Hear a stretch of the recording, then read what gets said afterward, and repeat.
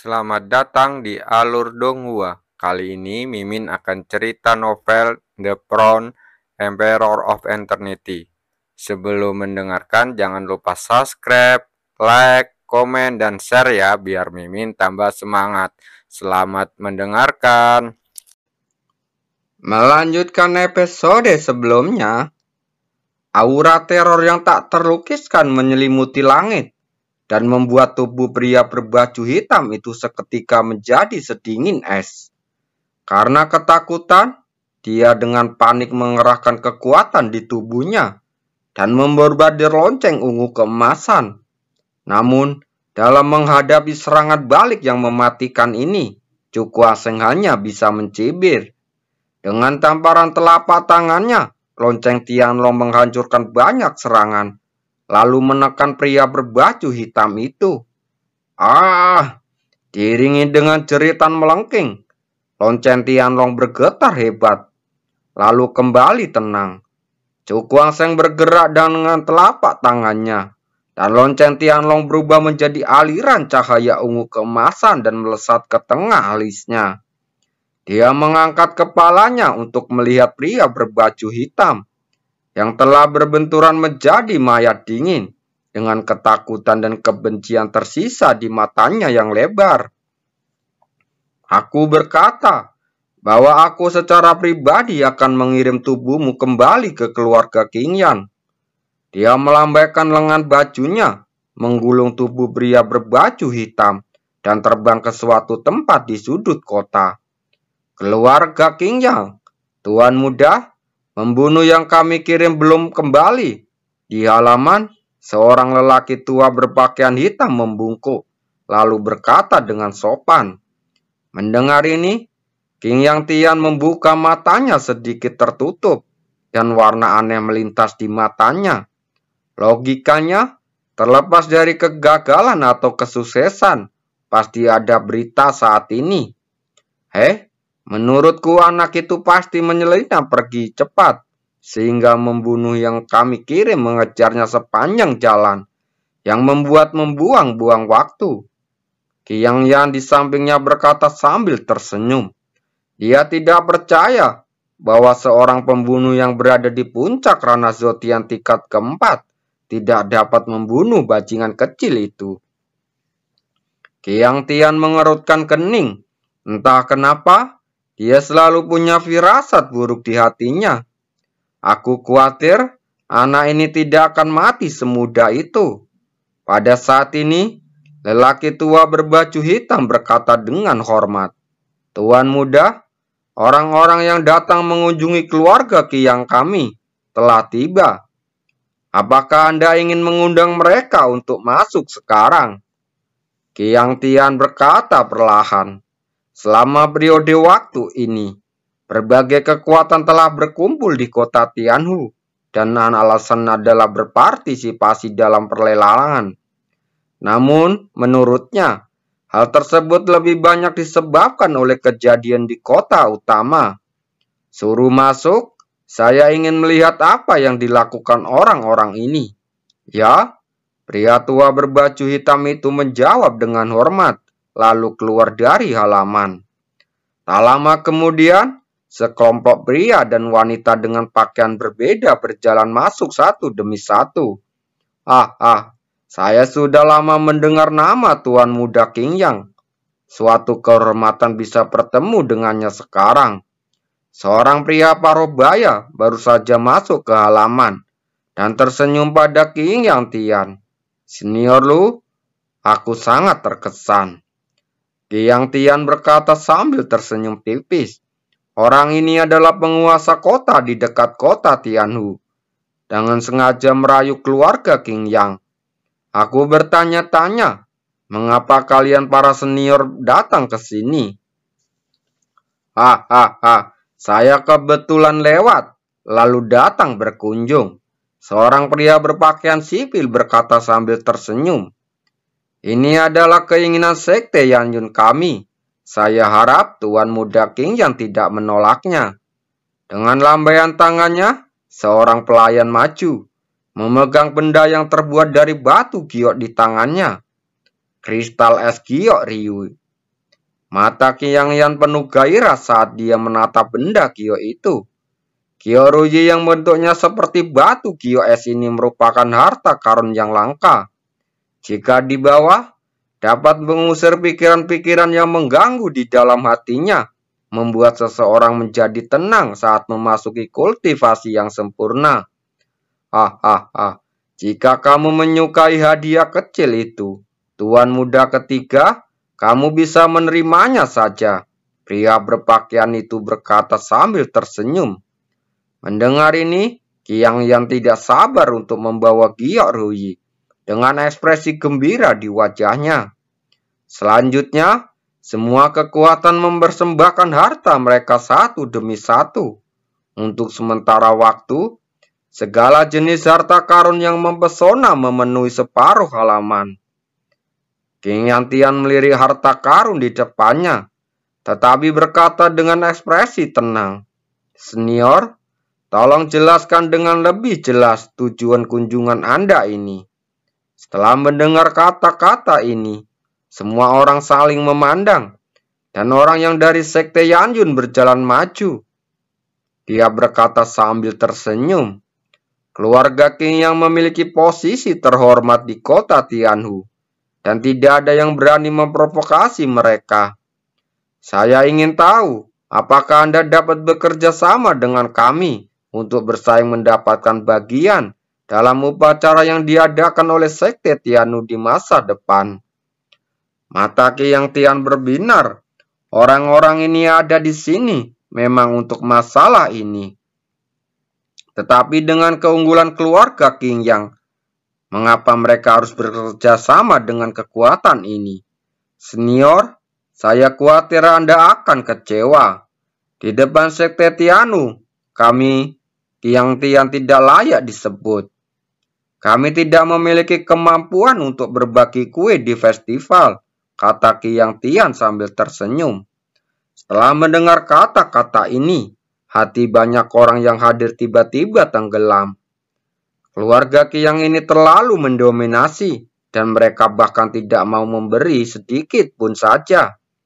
Tetapi ketika mereka ingin memperjuangkannya lagi, Ki Yang Tian menunjuk ke pintu dan berkata dengan ekspresi acuh tak acuh, "Senior, tolong."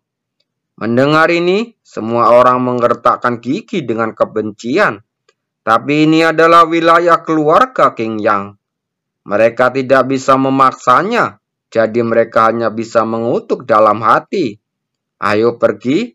Dengan lambaian lengan bajunya, semua orang mengangkat kaki dan berjalan keluar halaman. Melihat orang-orang yang hendak melangkah keluar dari halaman, bibir Ki Yang Tian melengkung, membentuk lengkungan sarkastik. Kekuatan kecil ini sebenarnya ingin berbagi sepotong kue dengan keluarga King yang benar-benar melebih-lebihkan kemampuan mereka. Tepat ketika semua orang sudah setengah jalan keluar dari halaman, Ki Yang Tian penuh dengan ejekan, dan sesosok tiba-tiba jatuh dari langit dan mendarat keras di halaman. Suara keras menyebar, dan harta karun yang dikirim oleh berbagai kekuatan langsung hancur berkeping-keping. "Siapa begitu berani?" teriak Ki Yang Tian. Namun, saat dia melihat sosok tergeletak di tanah dengan jelas, ekspresinya tiba-tiba berubah. Karena orang ini adalah pembunuh yang dikirim oleh keluarga King Yang mereka. "Mati?" dia berkata dengan ekspresi dingin. Perubahan seperti itu juga menyebabkan semua kekuatan berhenti, lalu menoleh untuk melihat, dan ekspresi mereka langsung menjadi tertarik. "Bukankah ini anggota keluarga King Yang? Kenapa dia dilempar ke sini?" "Aku tidak tahu siapa yang begitu kuat hingga dia membunuh orang ini." Kenapa keluarga King Yang begitu mendominasi? Menurutku, itu masalah macam apa yang dia alami, sehingga bahkan orang kuat di klannya pun dibantai. Serangkaian diskusi muncul, dan setelah keterkejutan itu, banyak orang tertawa. Jelas sekali, mereka menyimpan kebencian atas tindakan Ki Yang Tian sebelumnya. Wajah Ki Yang Tian sangat muram. Dia melihat ke atas ke langit. dan melihat sosok muda berdiri di udara, menatapnya dengan ekspresi acuh tak acuh. "Itu kamu?" katanya dengan mata sedikit menyipit. Ekspresi Chu Guangsheng tetap tenang. Dia bertepuk tangan, dan suara dingin terdengar. "Karena keluarga King Yangmu ingin bermain, aku pasti akan menemanimu sampai akhir. Jika aku tidak sengaja membunuh Tuan Muda, jangan salahkan aku karena tidak mengingatkanmu." Setelah mengatakan ini, dia pindah, lalu menghilang di atas halaman, menyapu di kejauhan. Wajah Qiang Tian menjadi pucat, dan dia segera menampar meja batu dengan telapak tangannya. Ekspresinya sangat marah. Orang ini tidak hanya membunuh anggota keluarga King Yang, tetapi juga mengirim mayatnya kembali ke depan banyak orang. Ini adalah penghinaan yang belum pernah terjadi sebelumnya bagi keluarga King Yang. Bajingan, halaman itu langsung menjadi sunyi untuk waktu yang lama, dan suara yang sangat keras terdengar, membuat semua orang gemetar. Pada saat ini, mata Qiang Tian semerah darah, dan wajahnya penuh warna ganas. Dipermalukan di depan umum seperti ini, membuat amarah di hatinya nyaris keluar dari dadanya. Qiang Yan juga memiliki ekspresi dingin di wajahnya. Jika bukan karena ayah mereka yang sedang berada dalam pengasingan, bagaimana mereka bisa membiarkan bajingan kecil ini keluar masuk ke dalam keluarga Qiang mereka secara sembarangan? "Tuan Muda, tenanglah," teriak lelaki tua berbaju hitam itu. Suara teriakan itu seperti guntur mengalir ke dalam pikiran Qiang Tian, menyebabkan kepalanya bergetar dan dia perlahan bangun. Qiang Tian menarik nafas dalam-dalam, menekan amarah yang melonjak di dalam hatinya, dan menatap ke arah banyak orang. "Jika kamu masih tidak mau pergi, mungkin haruskah aku mengirimmu pergi sendiri?" Mendengar ini, orang-orang dari semua kekuatan tiba-tiba merasa hati mereka berdebar kencang. Orang ini hanyalah putra tertua dari keluarga King Yang. Saya awalnya berpikir bahwa keluarga King Yang sangat kuat, tetapi sekarang tampaknya tidak lebih dari itu. Benar, seorang junior masih menginjak-injak kepalanya, tapi dia bahkan tidak bisa berbuat apa-apa. Saya pikir keluarga Qiang ini sangat kuat. Cepat atau lambat, keluarga Qiang akan dikalahkan oleh seseorang. Saat berbagai kekuatan pergi, serangkaian suara sarkastik tanpa malu-malu terdengar, membuat wajah Qiang Tian menjadi lebih marah. "Bajingan kecil!" Qiang Tian menggertakkan giginya. Seluruh tubuhnya gemetar, dan matanya dipenuhi dengan niat membunuh yang kuat. "Tuan Muda, apakah Anda akan menyerang anak itu sekarang?" Orang tua berbaju hitam itu membungkuk saat bertanya. Mendengar ini, Qiang Tian menarik nafas dalam-dalam, menahan amarah di dalam hatinya, dan berkata dengan dingin, "Lelang akan diadakan besok. Tunggu sampai pelelangan selesai, lalu hadapi bajingan kecil itu."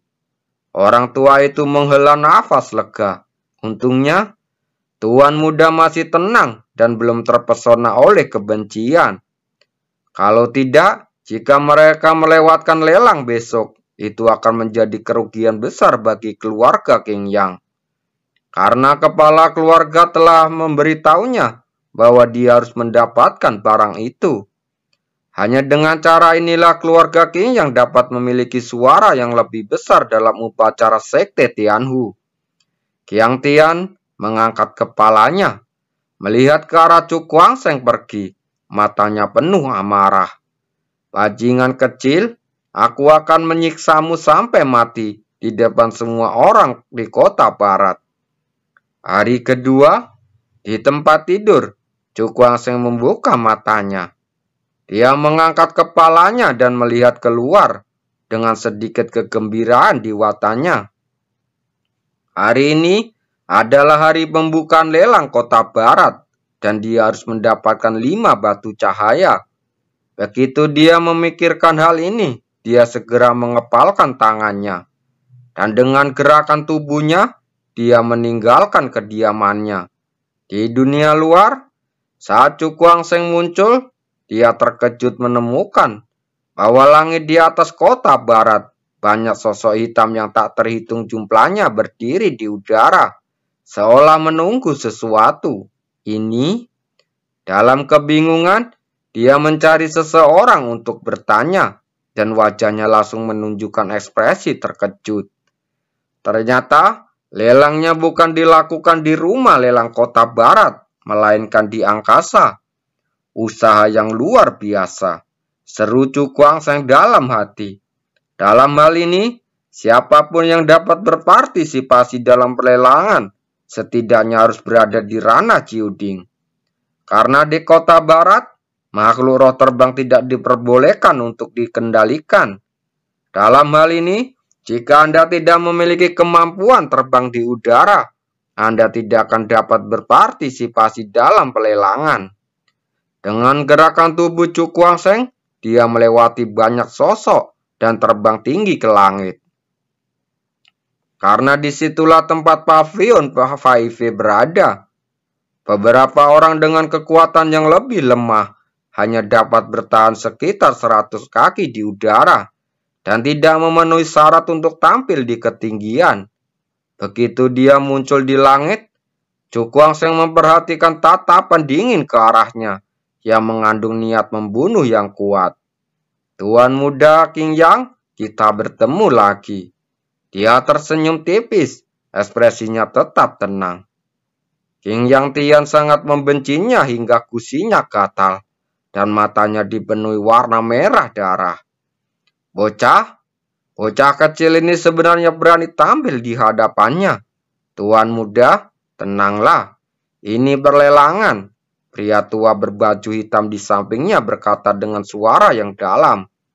Mendengar ini, King Tian menahan amarah di dalam hatinya saat menatap Cukuang Seng dengan dingin. Ini bukan tempat di mana kamu berhak untuk tinggal.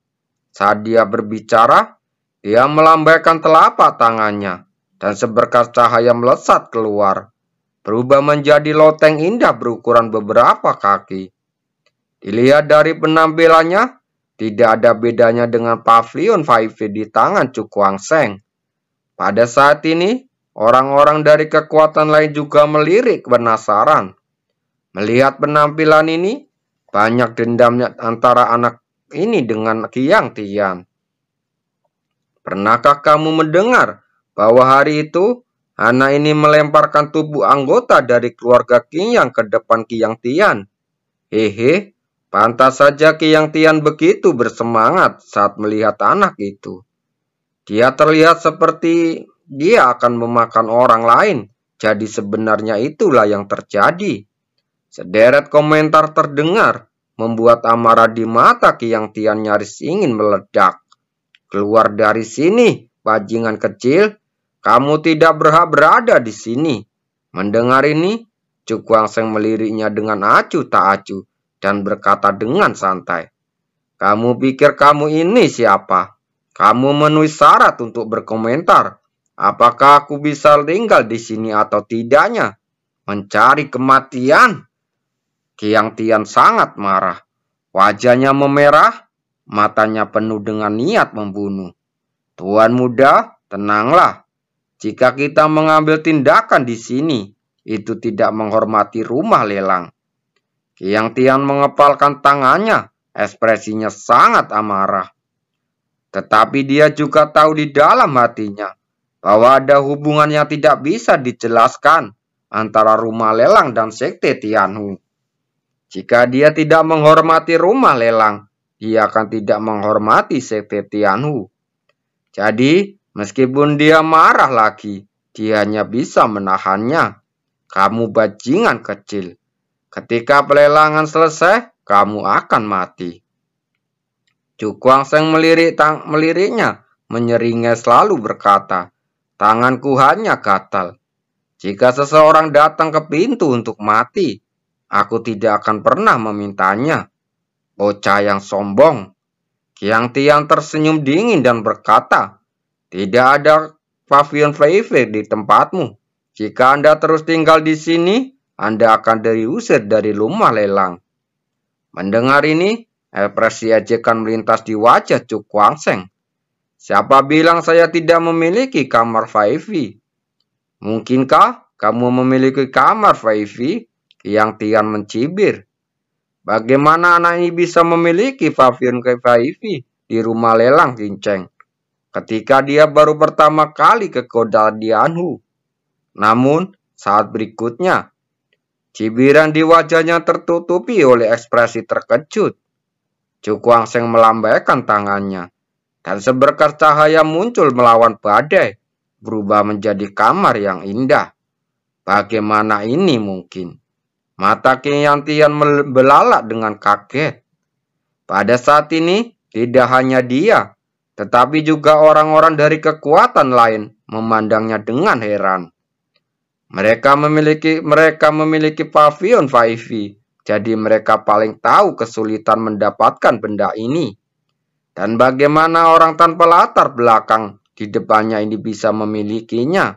Terima kasih.